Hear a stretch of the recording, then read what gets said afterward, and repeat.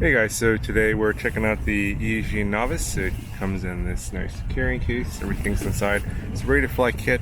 It's a little power whip drone, and it's designed for beginners. So if you're a first timer thinking about getting into FPV, this is something you may want to consider. It's got some limitations, but it'll get you started. It's very, very inexpensive, very affordable. It's like $145 for the 10 battery version, the Fly More combo, which is the one I recommend. There's a one with only 2 batteries. I think it's $20 less. So inside the case here comes everything you need. You get a transmitter, get the drone, of course, and these goggles. This little FPV watch here is not included.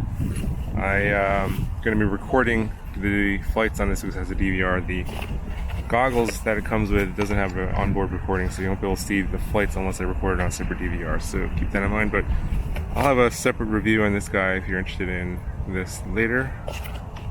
The goggles, the VR005s, and the transmitter, this is called the WT8. I've done reviews on these already. I'll link those in the description. I'm not going to go into too much detail other than the fact that these are really designed for beginners, first timers. If you're an experienced FPV pilot, these are probably things you don't want to choose first, of course. But for this kit, this should be fine, and I'll talk about that as I use it and fly it around. This is the drone itself here. Basically, it's kind of like a Mobula 7 75mm power whip, brushless motors. It's got 1102 13,500 kV motors. It runs on these 1S batteries. I use 2 of them, and the batteries are 300 milliamp hours. They look like this. You do get a charger as well. It will charge up to 6 batteries at a time. So as I said, this comes with everything you need. It's a ready to fly kit, and you do get your documentation. Instructions are pretty good. Some spare props, and you also get this shoulder strap for the carrying case. Okay, so a little brief introduction of the controller and how to use it for this model. Power on switches right here. You're going to arm and disarm on the left switch, shoulder switch here. That's aux1. aux2 is over here. It's for your different modes. So you have your, it actually starts off in, I think it's acro mode, then there's stabilized mode or angle mode, and then I forget what the third mode is, but I'll show you that in a second. And also the modes show up on the screen. It's a little holder here for the for a monitor, which I'm actually going to use for the watch. And oh yeah, if you flip over or crash and you want to flip it over, the stick here is aux4, so you press down on that. That'll trigger the flip over crash mode, and you can flip it over. That's pretty much it. So let's get this powered up and go for a fly.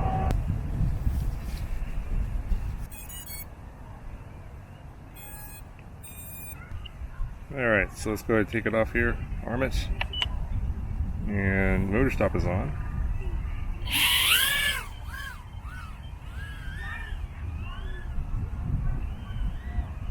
Whoa! So the rates are way too high. Okay, so the rates are way too high for this transmitter. This is what I thought was going to happen. I'm going to lower the rates, and also I'm going to try and fly it in stabilized mode instead of acro mode. You saw when I yawed around, it just went too fast and was uncontrollable. I'm just going to go into the OSD and change the rates.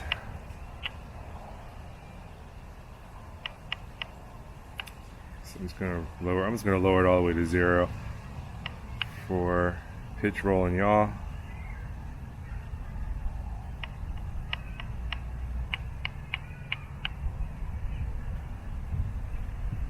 To keep it a little bit more controllable, I think.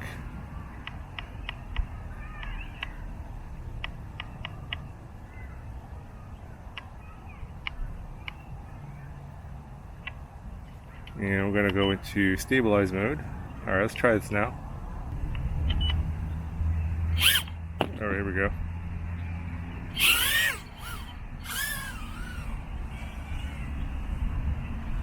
Alright, so now it's much more controllable. And since motor stop is on, you can't lower the throttle all the way to 0.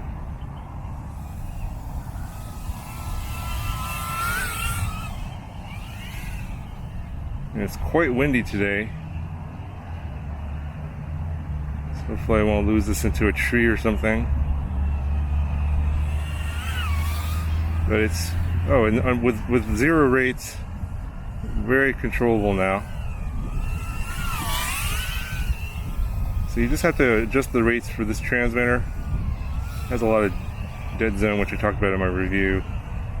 But yeah, if you're a beginner and get this, do what I just did now. Lower the rates to 0, and you'll be able to fly it around, at least the stabilized mode.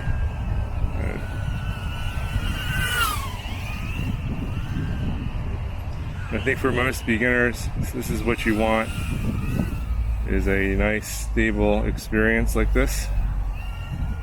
And I don't know why they have such bad rates on there. It's so high. Even for an experienced pilot, it's hard to control. You can see, I have no problem flying around here in the park.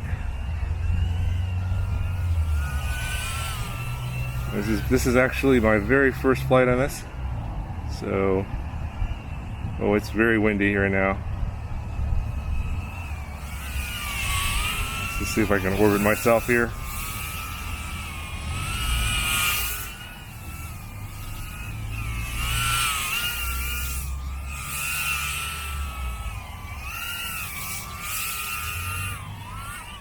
Pretty good control, no problem with this controller with the 0 rates.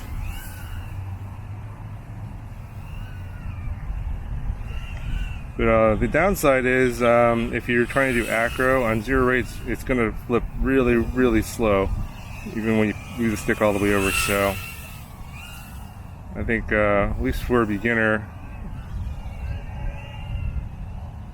I would probably stay away from acro mode. The stabilized mode is perfectly suitable.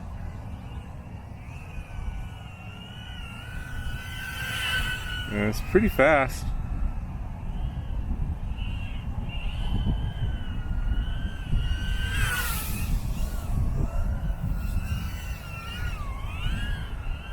Let's see if we can do another speed pass here. Oh, it's really windy.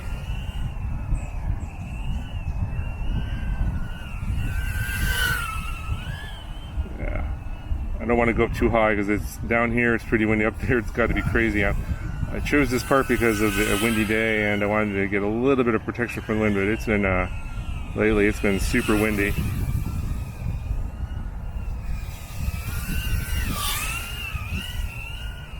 And yeah, this goggle is okay. It'll get you up in the air, but, you know, if you've flown with better goggles before, some experienced pilots will test, you know, this is not the greatest one, but if you don't have anything, totally flyable. As you can see, I can fly no problem with this goggle. It wouldn't be my first choice. I'm able to hit myself in the head, nice. Oh, and I think the battery's running low. Yeah, I ran the battery down way too low. You can see the battery voltage is super low there. Don't do that. That's going to kill your batteries if you do that too often. Okay, so I'm editing this video and just wanted to add a couple things that I forgot to mention earlier. And first off, this is able to fly on 1S as well and only one battery. It has this little jumper that you have to use to convert it to 1S. And instead of plugging in a battery, just plug this in to one of the battery plugs. And then, of course, you plug the battery into the open one. And of course, you just used one of the included batteries. Now, when you do that, the battery is obviously just going to be one. It's going to slide around. So what I would suggest is putting some sort of a piece of foam or something like that in the tray like this. And that will prevent the battery from sliding out. It'll keep it in place. And then you can fly it on 1S. And I'll have a indoor 1S flight at the end of this video if you guys want to see a demonstration of that.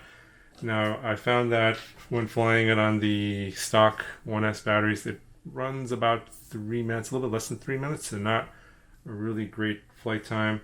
What I would suggest is going to this battery here. This is a 1S 450 GNB. I'll link this in the description.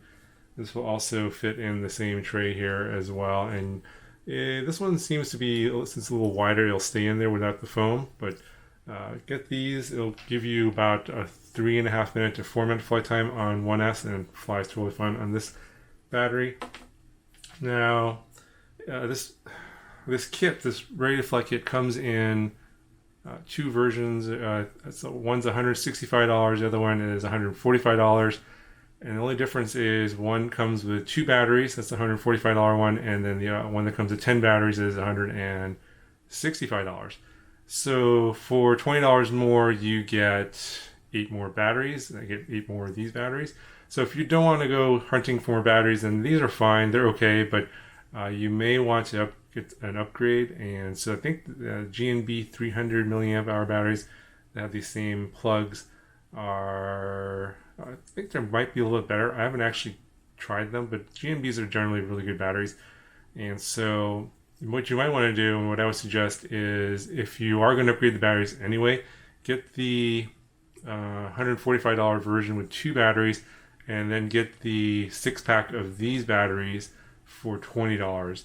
And I think the quality of the GNBs is going to be a little bit better. And of course, if you're going to get a lot more batteries, then get 2 of those. And I'll link the GNB versions of these down in the description as well. Now, I know that the big question I'm getting in the comments is, should you get this one or the Emax Tiny Hawk Ready to Fly or the Newbie Drone Ready to Fly? I think those are the 3 big Ready to Flies kits right now in the micro world and for these little FPV drones. It's I think that for the drone itself, I think this one here, the Novice, at least it's the most recent one. It's got like an 8-month head start on the other guys, and it's got better specs. So it's got better motors, better camera, better video transmitter, in my opinion, than the other 2. Obviously, it's just all around. The drone itself is better. Now, the controller and the goggles, I think, are a little bit worse than the Emax, what's in the Emax kit. And I think the ones in the Newbie Drone kit are actually the best. The screen box goggles and the controller on the Newbie Drone Ready to Fly is actually the best out of the 3. So kind of depends on what your priorities are.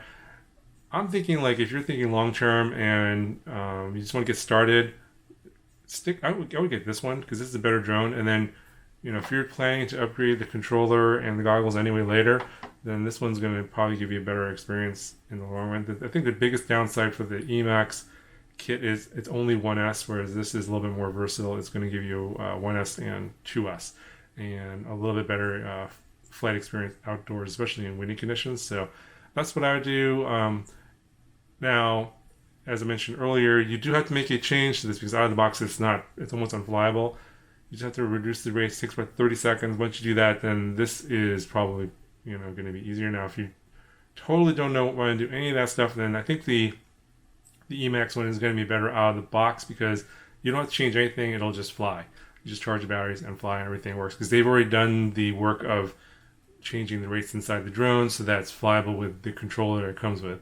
Otherwise, they would have the same problem that this one has. Obviously, Eachine, whoever did the rates in this, wasn't using this controller, because I don't know who they had to fly, but I couldn't fly on those rates anyway. Anyway, so that's, hopefully we'll answer that question, because I know everyone's going to be asking that question. That's my answer to that. I know it's not the clear-cut answer everyone's looking for, but that's kind of where I'm coming from on that one. Anyway, back to the video. Okay, so overall, I'm pretty impressed with the drone. I think that it has a lot of potential, especially if you're going to start off with this kit with these goggles and transmitter, and then move on to maybe better goggles and transmitters later. This is it's got a lot of power, and I felt that it's very flyable. Now, as you saw, the out-of-the-box experience here, this is, basically the maiden flight with the goggles and the transmitter. With the rates that are in there, default, not very good, too fast, even for experienced pilots. So if you do get this and you're a first timer, just do what I did, reduce the rates in the drone. And to get into the OSD, let me show you how to do that. So what I did to get into the OSD on the transmitter here is you're going to raise the throttle to the middle position, to the center, you're going to yaw to the right, and then you're going to pitch up, and that'll bring up the OSD. And then you can navigate the OSD by going up and down, left and right. That'll select, and then if you want to select something, you just move the aileron stick over to the right, and that'll select it. So that's how as you saw earlier, that's how I changed the rates. You can also plug the drone into your computer if you want, and reduce the rates as well in Betaflight Configurator.